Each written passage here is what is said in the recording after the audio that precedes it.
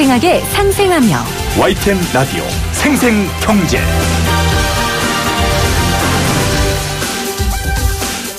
안녕하세요. YTN 라디오 생생경제 김혜민입니다. 문재인 대통령과 김정은 북한 국무위원장이 오늘 오전 평양 공동선언을 발표했습니다. 그리고 방금 전해진 소식이죠. 남북정상이 함께 내일 백두산에 올라간다고 합니다. 천지를 보는 게 정말 어려운 일이라고 하잖아요. 남북정상이 손을 잡고 백두산에 오르고 천지를 함께 본다면 우리 민족의 밝은 미래가 보이는 느낌일 것 같습니다. 세계는 오랫동안 짓눌리고 갈려져 고통과 불행을 겪어온 우리 민족이 어떻게 자기의 힘으로 자기 앞날을 당겨오는가를 똑똑히 보게 될 것입니다. 김정은 위원장이 오늘 공동선언 발표를 하면서 한 말입니다. 하늘이 이 말에 응원을 보내듯 내일 날씨가 정말 좋아서 천지를 보여주길 간절히 기원합니다. 2018년 9월 19일 YTN 라디오 생생경제 지금 시작합니다.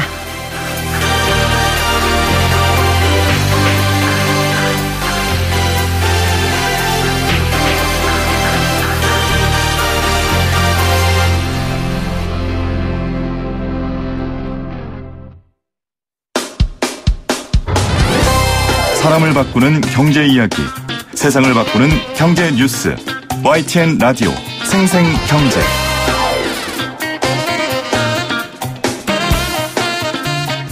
YTN 라디오는 어제부터 남북정상회담을 생생하게 여러분께 생중계해드리고 있습니다. 오늘 오전 문재인 대통령과 김정은 국무위원장 합의문 발표했는데요. 몇 가지 주요 사항 제가 조금 더 정리해드리도록 하겠습니다. 핵무기와 핵 위협이 없는 평화의 터전을 만들고 실질적인 진전을 조속히 이루자고 결의했습니다. 구체적으로는 동창리 엔진 시험장과 미사일 발사대를 폐기하고요. 특히 유관국 전문가들의 참관도 허용하기로 했습니다. 동창리 엔진 시험장은 북한이 해체를 시작했다고 일부 외신 보도에도 나왔던 곳이죠. 그러니까 북한이 객관적으로 검증을 받겠다는 의지를 다시 한번 표현한 겁니다. 더 나아가서 미국의 상응 조치가 있으면 영변 핵시설의 영구적 폐기와 같은 추가 조치도 하겠다고 합의했습니다. 특히 이번에는요, 그 동결이 아니고 폐기라고 한 부분이 눈에 띕니다. 또 영변에 한정되지 않는 초과적 조치 용의를 밝힌 것도 굉장히 주목할 부분입니다. 생생경제가 가장 주목해야 하는 이 남북 경협과 관련된 내용은 새로운 내용이 있었다기보다는 판문점 선언을 다시 한번 재확인한 내용들이었습니다. 올해 안에 열차 착공식을 할 예정이라고 했고 또 조건이 마련되면 개성공단과 금강산 사업을 정상화하기로 했고요. 또 전염성 질환 방역을 부분의 협력과 강화를 합의하기도 했었습니다. 정치적인 문제들이 해결이 되면 이제 본격적으로 북한의 개혁 개방이 이루어질 수 있을지 아마 전 세계가 주목할 겁니다. 전문가들은 이 베트남 개혁 모델을 많이 꼽고 있는데요. 오늘 생생 인터뷰에서는 베트남 개혁 모델에 대한 이야기를 좀 자세하게 알아볼 예정입니다. 오늘만 저희가 2부에 생생 인터뷰 진행하도록 하겠습니다. 그리고 다음 주면 추석입니다. 명절에는 을들이 더 힘들고 외로워지기 마련인데요. 우리나라에 들어와 있는 이주민 여성들에 대한 이야기 으라차차에서 나눠볼 텐데 때마침 오늘 베트남 분이 나오셨습니다. 오늘은 1부에서 지금부터 으라차차 진행하도록 하겠습니다. 을이 웃어야 한국 경제가 살아난다. 으라차차 상생경제. 을이 웃어야 한국 경제가 웃는다. 으라차차 상생경제. 오늘도 수요일 이 시간 함께해 주실 두 분 모십니다. 민생경제연구소 안진걸 소장, 개그맨 정범균 씨 오셨어요. 안녕하세요. 반갑습니다. 안녕하세요. 이제 추석이고요. 네. 지금 정상회담이 이루어졌어요. 네. 와, 이런 역사적인 순간에 네. 우리 안 소장님은 무슨 생각을 하실지 궁금합니다. 저는 항상 어렸을 때부터 싸움을 싫어했어요. 그렇게 그러니까, 맨날 싸우러 다니시면서요? 그러니까 아주 나쁜 분들한테 이제 대학생이 되고 사회 나와서 항의하긴 했지만 네. 저는 그 성경 구절 같은 데도 있잖아요. 분열 있는 곳에 일치를, 싸움 있는 곳에 화해를, 뭐 다툼 있는 곳에 평화를 뭐 네. 이런 너무 어렸을 때도 좋아했어요. 지금 너무 네, 행복하시겠어요. 그러니까 남북화해, 한반도 평화, 북미화해 또 아시아 평화 이런 건 여기 사는 사람들이 모두 다 편안하게 살고 그러면 훨씬 경제도 잘 되고요. 그럼요. 그러면 우리 모두 상생하고 번영하게 됩니다. 이건 너무 더 자주 만나셔야 돼요. 그러면 통일되면 뭐 하고 싶으세요? 어떤 일들을 하고 싶어요? 저는 통일되면 이제 북한에 가서 사업도 하고 싶고. 사업이요? 무슨 사업 하시고 싶어요? 그러면 사회적 기업으로 만들어가지고 이제 북한이 이제 서서히 자본주의하고도 이렇게 통합될 텐데 그것이 이제 그런 모순이 너무 드러나는 우리가 이미 경험을 많이 했잖아요. 한국이 급속도로 상하면서 벌어졌던 여러 가지 문제점들을 우리가 완화시키는데 사회적 기업 같은 걸로 기여도 하고 싶고. 제가 볼 땐 노조 만들기 위해서 사업하실 분이에요. 중요하죠. 예, 노조를 만들기 위해서 사업하실 분이에요. 그럼요. 일단 저도 부산에서 평양에서 뭐 시너즈로 중국으로 완주로 열차 타고 가보는 게 소원이에요. 그런 날이 올 거예요. 우리 범균 씨는 뭐 해보고 싶어요? 통일되면? 통일되면요? 북한에서 공약. 이 나만의 개그 코드가 북한에서 통할까요? 우리 남한 개그맨들이 범균 씨 공연 가서 내가 반했잖아요. 너무 웃어서 그게 통할까요? 저는 재밌게 다들 보실 것 같아요. 왜냐하면 어쨌든 말이 통하면 거의 비슷해요. 제가 미국에 계시는 분들, 그다음에 중국에 계시는 분들, 호주에 계시는 분들, 한국에 많이 못 돌아오신 분들이거든요. 그런데도 사실 한국말을 아시고 이 한국인의 정서가 있잖아요. 우린 같은 한민족이잖아요.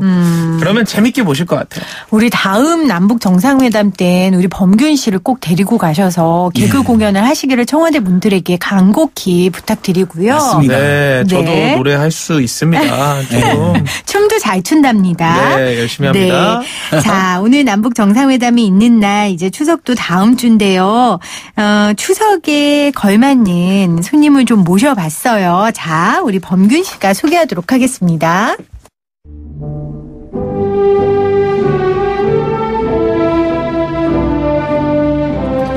올 1월을 기준으로 한국에 체류하는 이주민의 숫자는 모두 213만 명. 그중에서 반을 차지하는 이주 여성들은 오늘도 낯설고 물선 타국 대한민국에서 여전한 차별과 크고 작은 성폭력에 시달리고 있습니다. 그분들을 위해 베트남 이주 여성에서 인권운동가가 된 주인공을 만나보겠습니다. 한국이주여성인권센터 한가은 사무국장님 나오셨어요. 안녕하세요. 안녕하세요. 한가은입니다. 반갑습니다. 말씀 너무 잘하시는데요. 그러게요. 감사합니다. 저는 성함도 이제 한국 이름이고 딱 처음에 오셨는데 너무 외모가 한국 분이신 것 같아가지고 베트남이 고국인지 몰랐어요. 그런 말씀 많이 들으시죠? 네, 많이 듣습니다. 말은 하지 않으면 잘 모른다고. 네. 한국밥을 많이 드셔서 그렇다고. 네, 그렇습니다. 한국밥 몇 년 차세요? 네, 제가 한국밥은 먹은 지 12년 차고요. 그렇구나. 우리도 베트남 가서 12년 살면 저렇게 베트남 말 할 수 있을까요? 쉽지 않죠. 저 정도 잘하기는 쉽지 않아요. 그래도 요즘 베트남에 우리 한국들 정말 많이 가 계시고 또 우리 문재인 대통령도 베트남을 벌써 2번 가셨잖아요. 네네. 그래서 왔다 간 식당도 다 화제가 되고 그러더라고요. 갔다 온 분들이. 저 그 식당에서 밥 먹어봤습니다. 그랬구나. 네.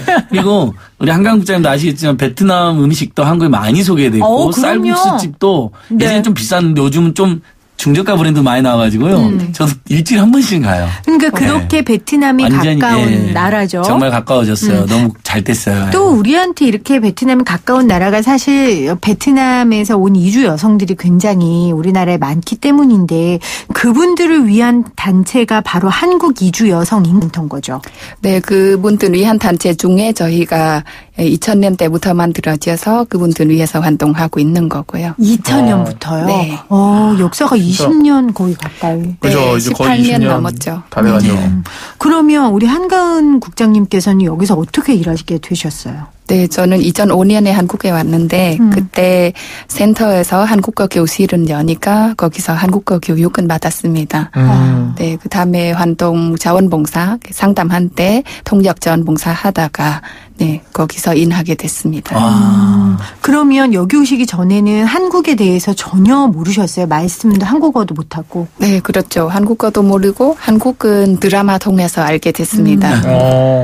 베트남에서 한국 가수분들이나 드라마나 인기가 굉장히 좋아요. 네, 맞습니다. 그래서 드라마 속에 그런 화려한 파라다이스가 한국에서 펼쳐진다고 생각하지만 사실상 한국에서 베트남 이주 여성으로 사는 일이 쉽지 않잖아요. 그렇죠? 맞습니다.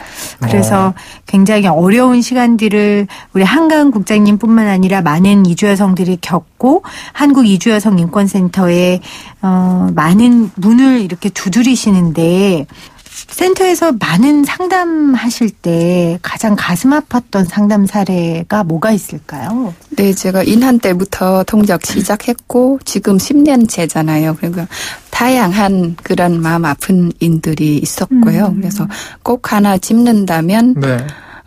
하나만 짚을 수 있을까요? 여러 개 하셨네요. 너무나 많나요?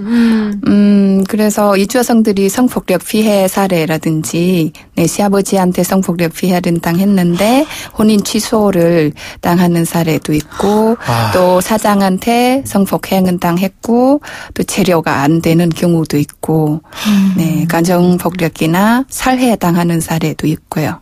네, 이건 맞아요. 진짜 실제로 엄청난 그 가혹행위를 당하고 살해당하는 경우가 최근에 몇 건 있어가지고 그게 큰 우리 한국 사회에서도 엄청난 사회 문제가 됐고 이건 있을 수 없는 일이라는 많은 국민들의 분노가 있었습니다. 근데 그 외에도 그 막 농촌 가다 보면 무슨 이주 여성 노동자들 이미지를 띄워놓은 다음에 현수막에 도망 안 가요. 뭐 국장님 그런 상도 많이 왔죠. 그래갖고 그 부분에 대해서도 한국의 많은 국민들이 그 현수막 보고 기겁하고 창피하죠. 너무너무 부끄럽고 이 세계화의 시대에 그래서 그걸 문제제기 많이 해서 이제 그런 현수막들은 다 없어졌는데 그런 범죄적 인식들 감금시키는 듯한 그런 태도들. 그래서 통계상으로도 보니까 실제 이주 여성 노동자들의 아마 저는 이 통계도 좀 작게 잡힌 건 10% 안팎이 성범죄를 경험을 하셨대요.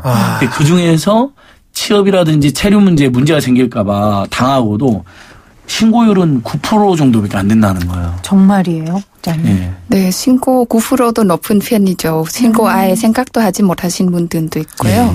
또 내가 신고했을 때 문리익기나 무당대 우당할까봐 무서워하고 이렇게 몰래 그 장소에서 빠져나와서 미등록자가 되는 사례도 있고요. 아니 근데 진짜 이거를 아니까 악용하는 거 아니에요? 그렇죠. 요거를 신고 좀 못할 거라는 걸 아는 거죠. 어떻게 저희 대한민국 법이나 이런 걸로는 보호받을 게 지금 없는 건가요? 법에서는 모든 피해자들이 신고하고 보호받을 수 있다 나와 있지만 또 이주민 상황이 또 조금 다릅니다. 왜냐하면 이주 노동자 같은 경우에는 사장에 의해서 한국에 왔기 때문에 고용계약 관계가 유지돼야만 체류 가능하고 인할 수 있어서. 그러니까 갑인 거지. 네, 그렇죠. 완전한 슈퍼갑이잖아. 슈퍼갑인 거죠. 고용허가제도 있고 그다음에 3년 동안에 3번 이상 직장을 못 옮기게 하는 무슨 조항도 있어요. 그 근로계약이요? 그러니까 이분들이 일종의 그 사장님과 방금 말씀한 우리 국장님 말씀처럼 고용계약 이주돼야만이 체류허가가 있고 그 고용계약도 제한을 뒀어요. 3년 동안은 3번 이상 이직을 못하는 것처럼 되어 있어서 이직을 많이 하면 또 쫓겨나거나 불법 체류가 돼버리기 때문에 당하고도 참게 되는 그런 황당한 일이 있는 거죠. 네, 이직은 내가 하고 싶어서 되는 일이 아니고요. 폭력 피해가 있거나 아니면 사장이 동의해줘야만 내가 이직할 수 있는 거이기 때문에 되게 어렵죠. 노동은 하는데 노동 대가는 제대로 못 받고 또 내가 이 사업장에서 되게 위험하고 일하기가 힘들더라도 내가 옮기고 싶다고 해서 되는 상황이 또 아니어서 되게 또 다양한 피해를 낳게 하죠. 그 난민 관련된 논란이 최근에 우리 사회에 있었고 지금도 사실 진행 중입니다. 그리고 난민에 대한 이야기를 저도 한번 다뤘다가 악플과 항의 전화까지 받았었어요. 근데 우리 사회에 분명히 그런 생각들은 있는 것 같아요. 왜 외국 사람들인데 우리가 그 사람들까지 보호해줘야 되냐. 우리가 지금 한국 사람도 일자리가 없는 판국에 우리가 왜 외국 사람들에게 일자리를 줘야 하느냐. 이렇게 말하는 사람도 있거든요. 그런 분들한테 어떤 이야기를 해주고 싶으세요? 난민 문제는 저희도 참 조심스러워요. 왜냐하면 무슨 얘기만 하면 폭탄 전화가 오거든요.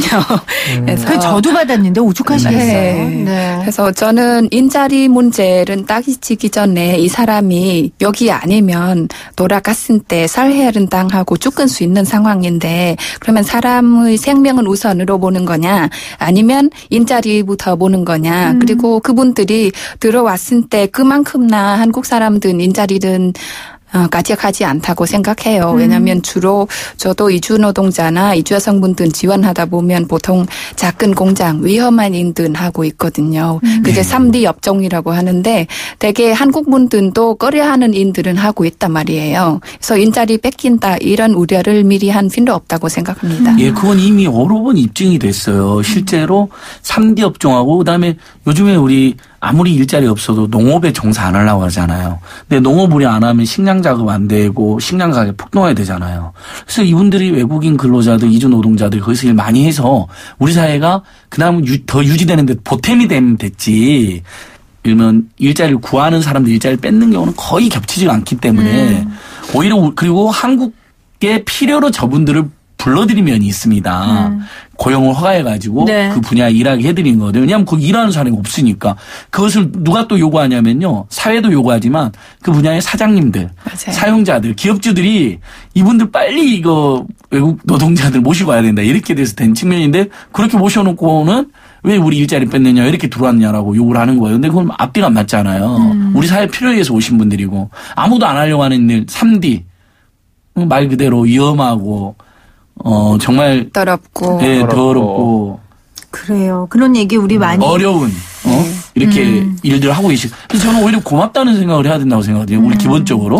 그런데 그 일들을 시키면서 임금 체불을 하는 경우가 굉장히 많죠.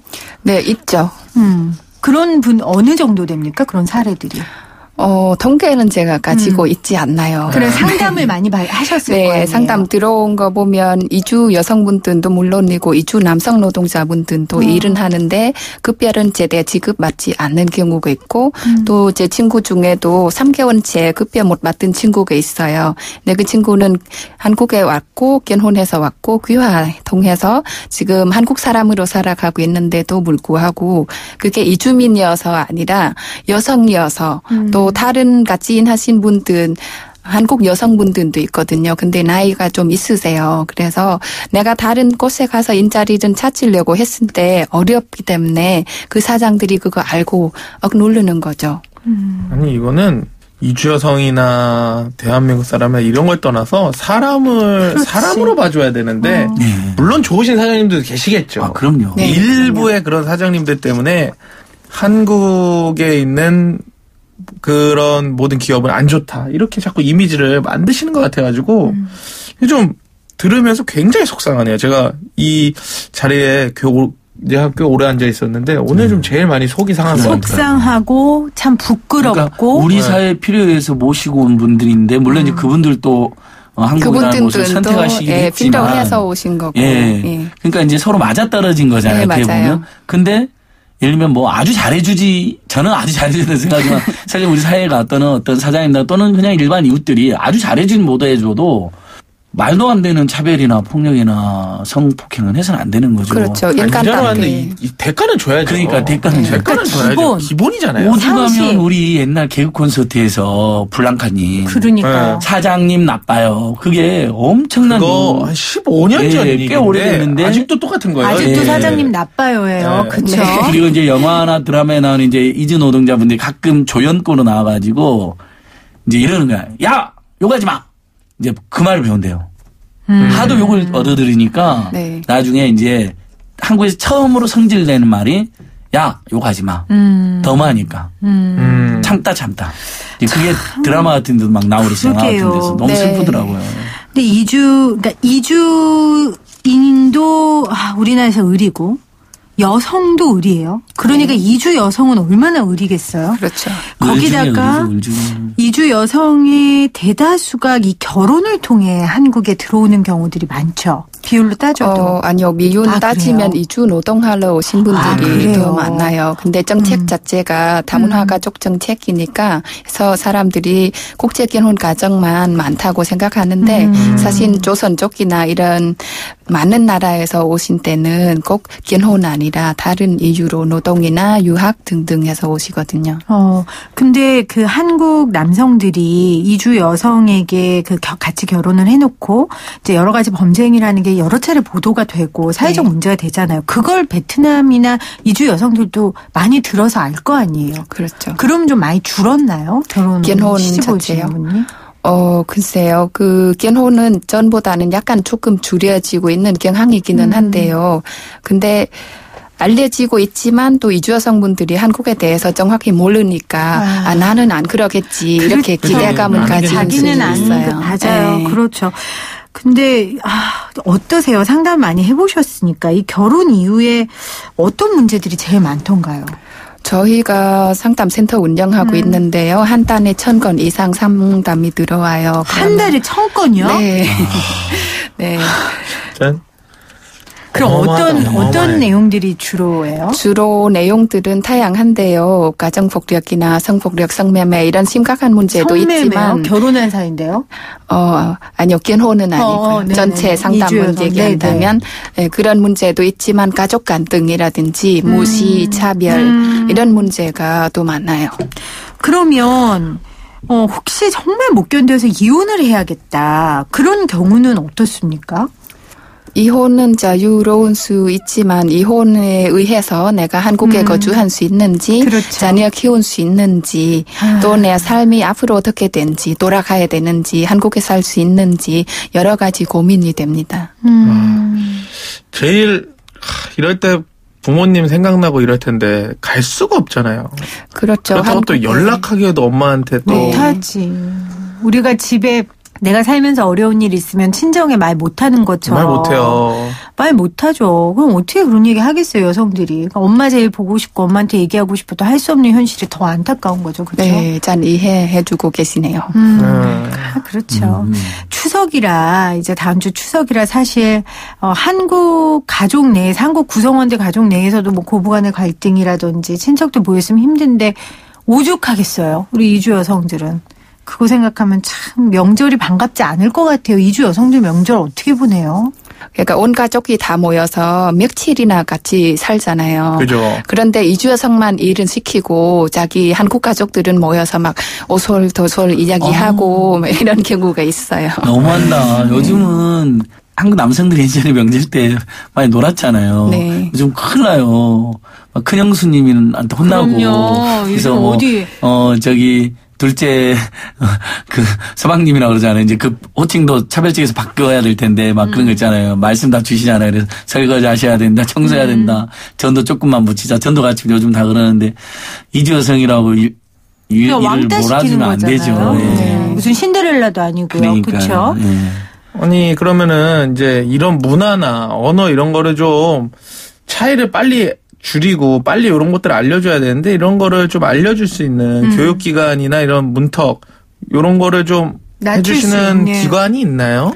네, 초기 적응하신 분들은 전국에 200개 넘게 다문화 가족 지원 센터가 있고요. 그 외에는 일반 시민단체 저희 같은 곳이나 다른 이주 노동자 단체에서도 지원은 하고 있습니다. 그런데 중요한 거는 가족들 협조거든요.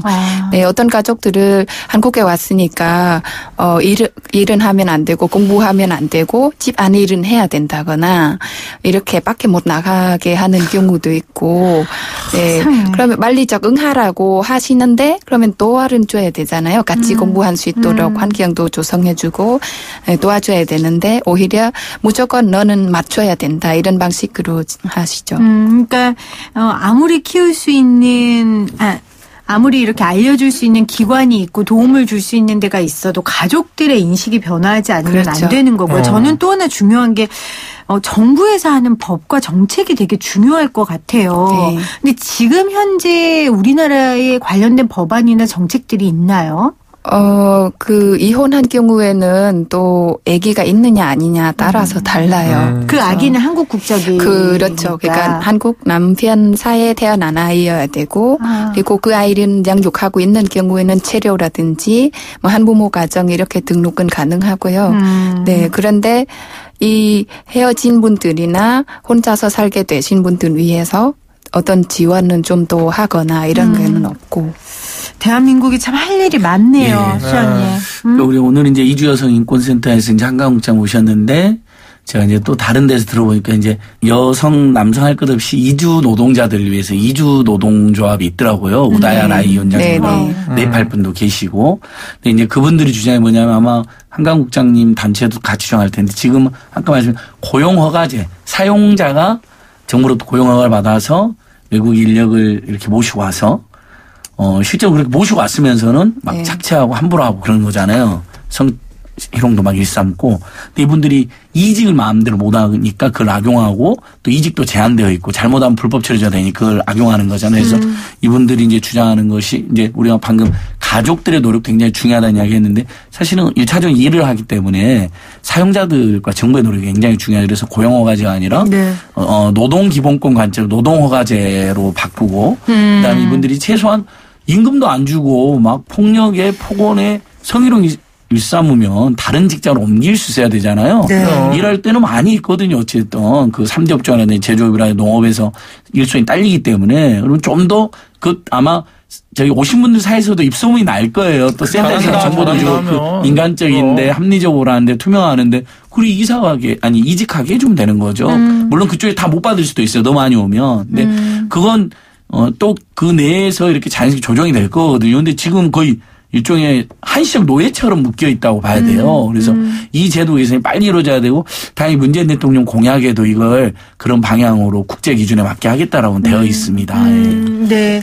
고용허가제를 좀 노동허가제로. 네. 그다음에 이직을 지금 제한이 되어 있는데 이직을 조금 더 자유롭게. 네.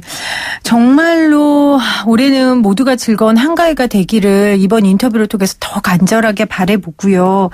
마지막으로 우리 한가은 씨에게 제가 물어보고 싶은 건 지금 한국에 남아서 이렇게 이주 여성들을 위해서 일하는 이유, 사명감이 있을 거 아니에요. 좀 어떤 세상이 됐으면 좋겠어요? 네, 저는 아마 아까 우리도 얘기해왔지만 사람 대 사람으로 서로 존중하고 다른 나라에서 왔다고 해서 차별은 하거나 그러지 않았으면 좋겠고요. 그래서 노동 부분 얘기한다면 한국 분들도 전에 독일로 이주 노동은 많이 가셨잖아요. 그래요, 맞아요. 그러니까 우리도 이주 경험이 있고 그래서 이주했을 때 얼마나 힘들었는지 아마 아실 것 같아요. 그래서 내가 외국에 나간 때 겪을 수 있는 어려움이 한국에 들어와 있는 이주민한테 내가 그 부분은 덜어준다면 이 한국 국민들도 외국에 나갔을 때 그런 매력 받을 수 있지 않을까 싶어요. 역지사지, 인지상정. 아니, 우리나라도 방금 한가국장 너무 잘하시네요. 정말 예전에 독일로 중동으로 일본으로 강제로든 자발적으로 가서 너무나 많은 차별과 고통 겪었었거든요. 근데 그걸 똑같이 우리가 되풀이하는 말이 안 되고 또 한국인이 1년에 지금 3천만 명 외국으로 어쨌든 나가요. 여행이든 여러 가지 이유로. 근데 가가지고 그런 차별 겪는다고 생각해보세요. 말도 안 되는 거거든요. 근데 우리가 우리는 그렇게 하면서 우리한테 하지 마라. 그러면 외국에서도 안 통해요. 그러니까 서로 우리가 나갔을 때든 들어오신 분이든 서로 인격적으로 대하는 거로. 딱 이렇게 전 사회가 합의를 해야 됩니다. 저는 그 TV 프로그램 중에 제가 즐겨보는 프로그램이 이렇게 결혼하시러 오셨잖아요. 결혼하신 분 중에 그분들을 다시 고향에 계신 부모님 만나게 해주는 프로그램이 있어요. 그래서 가끔은 시어머니랑 같이 가기도 하고 남편이랑 같이 가기도 하고 이러는데 보면은 또 인식이 가더라거든요. 이렇게 한국으로 또 일하러 오신 분들, 사장님들도 한 번쯤 이제 쉬운 일은 아니고 꿈 같겠지만 프로그램이 됐든 뭐가 됐든 이분들의 가족을 만나러 한번 가보시면 그렇죠. 이렇게 말 못돼 하거든요. 그럼 그 노동자가 정말 한 가정의 귀한 딸이고 그럼요. 한 가정의 아들이야. 귀한 아들이고 그걸 알면 그렇게 못해요. 맞아요. 그렇죠? 네, 그렇습니다. 네.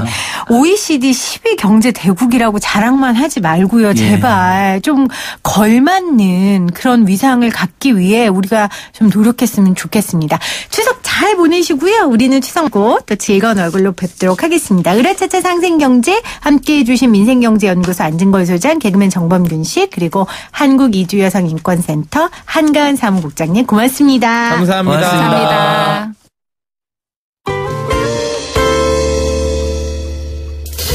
YTN 라디오 생생경제에서 여러분께 드리는 선물입니다. 청고마비의 계절을 맞이하여 여러분들의 마음의 양식을 쌓을 수 있는 다양한 책 선물들을 준비하였습니다. 밀리의 서재에서 전자책을 자유롭게 읽을 수 있는 3개월 무료 이용권을, 한국경제신문에서 다양한 경제 서적을, 요리하는 CEO 박미란 고수의 가정 간편식 응용 요리책을, 건조한 피부, 톡 쏘는 탄산으로 아픈 만큼 아름다워지는 주식회사 테미스의 테미스 센텔라 탄산팩 세트까지 퀴즈를 맞추시고 의견을 보내주시는 분들께 추첨을 통하여 선물을 마구마구 보내드립니다. 지금 시각 3시 41분 지나고 있습니다. YTN 라디오 생생경제 남북정상회담 둘째 날 보내드리고 있습니다.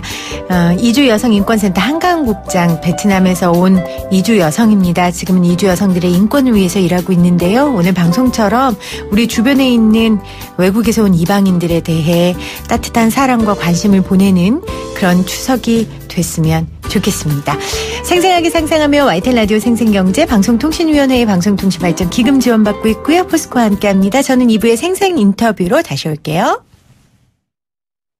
여러분은 지금 경제를 알지 못하는 김혜민 PD가 진행하는 경제 전문 프로그램을 듣고 계십니다. 여러분은 지금 경제를 알지 못하는 김혜미 PD의 경제 전문 방송 듣고 계십니다. 경제를 지금 배워가고 있는데 이 남북 경협이 활발해지면 제가 공부할 게 더 많아지네요. 그래서 오늘도 조금 공부를 했습니다. 이 베트남 개혁 모델이 남북 경협에 주는 정책적 시사점이라는 연구 보고서가 있습니다. 이 연구 보고서를 쓴 대외경제정책연구원 권율 선임연구위원 전화 연결해서요. 관련된 내용을 좀 공부해 보도록 하겠습니다. 안녕하세요, 위원님. 네, 안녕하세요. 이 경협의 큰 걸림돌이 바로 이 경제제재 조치잖아요. 근데 네네. 오늘 이제 남북정상회담에서 비핵화에 대한 진전되고 좀 확실한 입장을 보였고 또 트럼프도 트위터에 긍정적인 입장을 보였으니까 이제 남북 네. 경협에 좀 전진이 있을까요? 네, 그동안 세 차례 정상회담을 거치면서 네. 북한이 이제 일관되게 이런 경제 협력 분야에 굉장히 관심을 기울였고, 이번 그 평양 공동선언에도 철도 사업이랄지, 네. 뭐 개성공단이나 금강산 관광 재개에 대해서 이제 양측이 합의를 했습니다. 네. 그리고 이제 뭐 다양한 이제 협력 사업들을 이제 추진하기 위해서는 결국 유엔 대북 제재 해제가 필요한데, 그렇죠. 북한 입장에서는 지난해 마이너스 3.5% 정도 경제가 성장률이 이제 그 마이너스를 기록했거든요. 네네. 그래서 이제 굉장히 이제 경제적인 압박에 있고, 실질적으로 향후 이러한 어떤 협력 사업의 진전이 북한 경제에 상당한 영향을 줄 것이라고 이렇게 이제 예측이 되고 있습니다.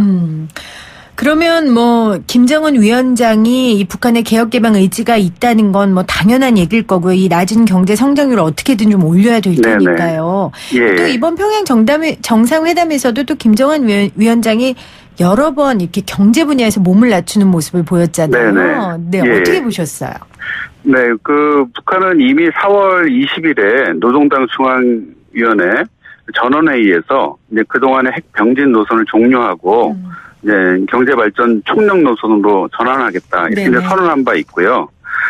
지금 북한이 지금 경제적으로 굉장히 어렵기 때문에 이런 어떤 경제적 돌파구를 만들기 위해서는 이런 비핵화 조치나 그다음 남북과의 어떤 협력 사업들이 굉장히 중요한 전환점을 가질 것이 분명해 보입니다. 그래서 그런 맥락에서 이제 북한은 조금 더 개혁 개방의 이제 속도나 순서 면에서 그렇겠죠. 상당히 여러 가지 이제 우리가 중점적으로 검토해야 될 사안이 있지 않나 그렇게 보여집니다. 네. 의원께서 지금 4월 20일 언급을 하셨는데 이제 그 당시에 김정은 국무위원장이 베트남식 개혁을 추진하고 싶다고 이야기를 했어요. 그래서 베트남 개혁 개방에 대한 관심이 굉장히 많은데 왜 중국이 아니고 베트남일까요? 베트남의 어떤 특징 때문입니까? 네, 그래서 이제 그 판문점 선언할 때 이제 도보다리에서 베트남 모델에 관심을 표명을 해서 많은 주목을 받았는데요. 중국하고 베트남의 어떤 개혁 개방 모델의 가장 큰 차이는 중국은 IMF의 구조조정을 안 받았습니다. 경제 주권의 문제도 있고 중국은 일관되게 뭐 프로젝트 차관, 뭐 도로 사업이나 뭐 전력 사업, 개별 프로젝트는 받겠으나 이런 구조조정은 할 수 없다. 네. 이제 이런 걸 했는데 북한은 굉장히 지금 시급하고 그다음에 국제사회의 지원이 전제되지 않으면 네네. 안정적인 어떤 성장이나 개발이 어렵기 때문에 결국 돌려서 말하면 IMF의 구조조정도 받을 수 있다. 그게 상당히 이제 많은 관심이 이제 됐던 거고요. 실질적으로 이제 그 중국 같은 경우에는 이제 대규모 굉장히 큰 나라이기 때문에 네. 이제 그 이 소규모로 그 이제 안정적인 성장을 한 베트남 모델에 상당히 이제 관심을 갖고 있는 거죠. 그러니까 중국하고 비교해 봤을 때 자원이나 규모 면에서 너무 네. 큰 차이가 있으니까 이제 베트남 모델이 훨씬 더 적합하다고 북한 입장에서는 판단을 했겠네요. 예, 그렇습니다. 예. 그러면 구체적으로 이 베트남식 개혁 개방이라는 건 뭡니까? 도이모이 모델이라고 그러더라고요. 예, 그래서 도이모이가 베트남 말로 쇄신, 그러니까 개혁 모델이라고 할 수 있는데요. 가장 중요한 건 첫 번째로 이제 위로부터의 개혁이라고 할 수 있겠습니다. 네. 그래서 이제 베트남이 86년도 당에서 위로부터의 개혁 개방 선언을 하면서 이제는 중국 같은 경우에는 IMF의 지원을 안 받은 것도 있지만 내부적으로 봤을 때는 상당히 점진적으로 했습니다. 네. 78년도 등석평 이후에 90년대 초반까지 이중 가격제를 쓰고 10수년간에 걸쳐서 굉장히 천천히 해왔거든요. 충격을 조금 완화시키기 위한 그렇습니다. 거겠죠. 네. 그런데도 이제 베트남 모델은 한 2, 3년 만에 IMF 구조조정을 받으면서 굉장히 속도를 빨리 했거든요. 전면적인 경제 개혁. 네. 네. 그렇기 때문에 이제 전면적인 개혁을 시사하면서 중국보다는 훨씬 속도를 높이겠다. 그런 것을 이제 시사하는 거고요. 네네. 그래서 이제 큰 틀에서 본다면 중국이 이제는 점진적이고 단계적인 개혁 노선이라면 이제 그 베트남은 구소련이나 동구처럼 또 아주 급진적인 빅뱅 모델이 아니라 네네. 그 사이에 있는 스몰뱅이다. 아하. 그래서 이행의 속도나 순서 면에서 중국과도 다르고 그다음에 동구권하고도 다른 방식이죠. 네. 그래서 이제 위로부터의 이런 개혁을 통해 가지고 정치 개혁보다는 좀 더 경제 개혁에 중심을 둬서 네. 좀 안정적인 어떤 개발을 하는 것이 이제는 베트남식 모델이라고 할 수 있습니다. 그러면 결국 지금 관건은 자금인 것 같아요. 그 네. 베트남은 재원 조달을 어떻게 했습니까? 아까 IMF 이야기도 하셨는데. 예.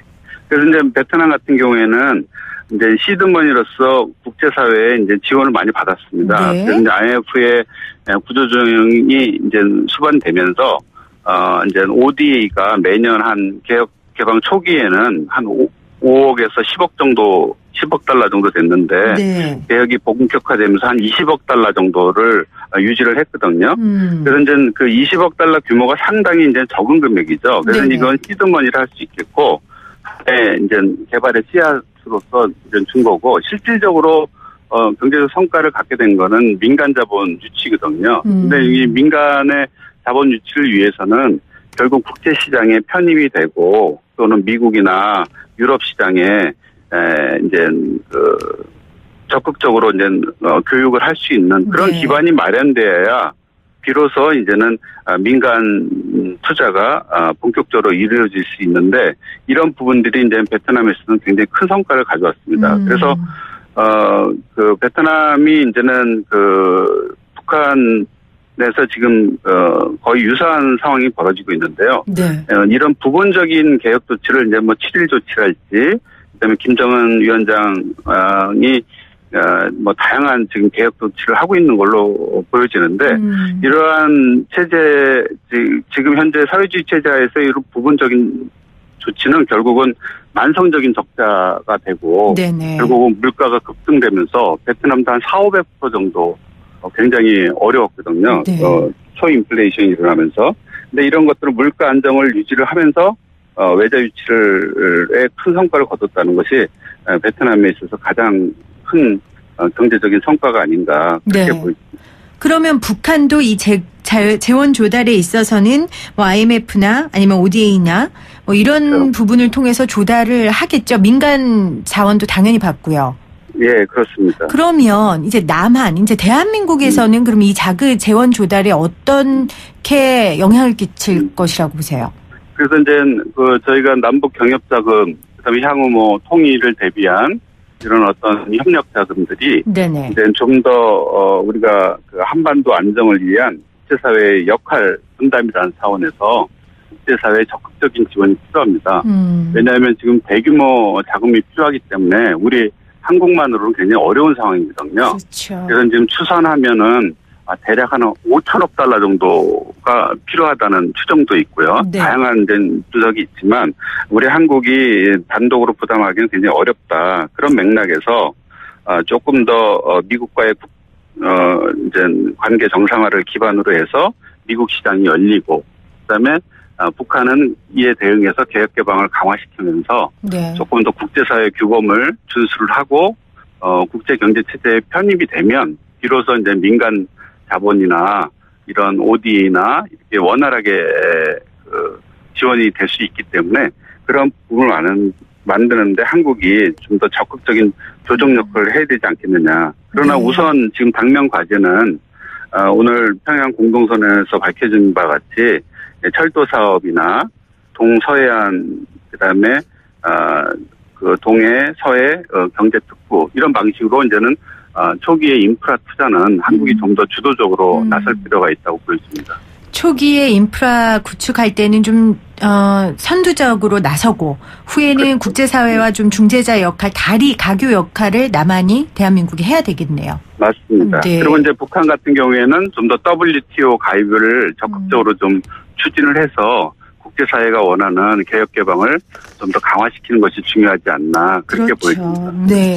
그러니까 뭐 베트남 같은 경우에 미국과 95년도에 수교했지만 결국 2001년도에 무역 협정이 체결됐다고 하는 거 보면 북한이 네. 조금 더 적극적으로 국제사회의 의지와 그 정성을 좀 보여야 될 것 같아요. 맞습니다. 그래서 이제 베트남도 86년도 의모의 선언을 이후에 결국은 이제 정상 국가로서 네. 국제사회에 편입하는데 이제 WTO 체결까지가 2007년이니까 네네. 상당한 기간이 소요가 됐죠. 그래서 이제 북한도 이러한 부분들을 잘 알고 있기 때문에 네.